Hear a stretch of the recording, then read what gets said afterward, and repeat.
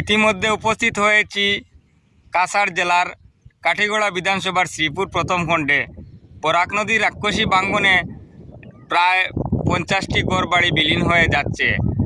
100 metre দূরত্বে হাইলাকান্দি ও বড়খলা বিধানসভার এলাকায় নদী বাঙ্গনের কাজ হয়েছে কিছুদিন পূর্বে, কিন্তু দেখা গেছে শ্রীপুর প্রথম খণ্ড গ্রামের প্রায় অর্ধশতাধিক পরিবারের ঘর রাক্ষসী বরাক নদী বাঙ্গনে বিলীন হয়ে যাচ্ছে। কিন্তু সেখানে নদী বাঙ্গনের কোনো কাজ না হওয়ায় আজকে বিক্ষুব্ধ হয়ে নদী বাঙ্গনের কিনারে দাঁড়িয়েছেন শতাধিক মহিলা ও পুরুষ।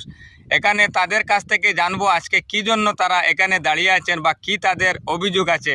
ইতিমধ্যে তাদের কাছ থেকে জেনে নিব। এই গ্রামের বাসিন্দা শ্রীপুর প্রথম খণ্ড সবাই নদী এখানে আমরা জমা হয়েছে বরাক নদীর রাক্ষসী বাঙ্গনের জন্য। যদি আমাদের এখানে 26 এপ্রিলের লোকসভা নির্বাচনের আগে যদি এখানে কাজের প্রতিশ্রুতি দেওয়া না হয়, তাহলে আমরা এখানে লোকসভা নির্বাচনে আমরা ভোট দেব না, ভোট দেব না, দেব না, দেব না, দেব না, ভোট দেব না,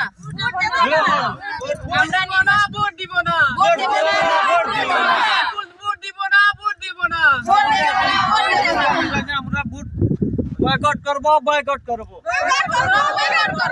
26 এপ্রিল লোকসভা নির্বাচন আমরা ভোট বয়কট করব, বয়কট করব, বয়কট করব, বয়কট করব। শ্রীপুর পার্ট 1 কাঠিগড়ার সমষ্টি এবং তথা আমাদের অভিযোগ এই বরাক নদী ভাঙ্গন নিয়ে দীর্ঘদিন থেকে চলেছে।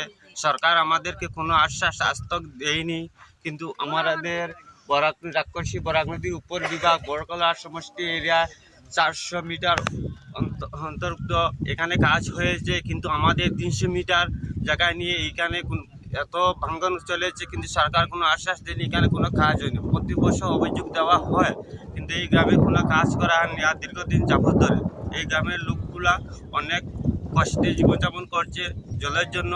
এখানে সরকারের কোনো সুযোগ সুবিধা আজ পর্যন্ত নেয়নি, ভারত স্বাধীন হওয়ার দীর্ঘদিন পর্যন্ত।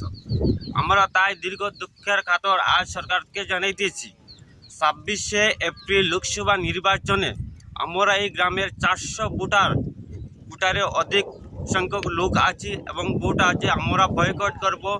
আমাদের যদি সরকার ইতিমধ্যে কোনো আশ্বাস দেওয়া না হয়, তাহলে আমরা ভোট বয়কট করব, বয়কট করব। তাই যদি আমাদের এই এলাকায় যদি সরকারের কোনো কাজ অভিযোগ ইতিমধ্যে না নেন, তাহলে আমরা এই এলাকাবাসী ঐক্যবদ্ধ হয়ে জানিয়ে দিতেছি সরকারকে আমরা কোনো ইলেকশনে ভোট দেব না।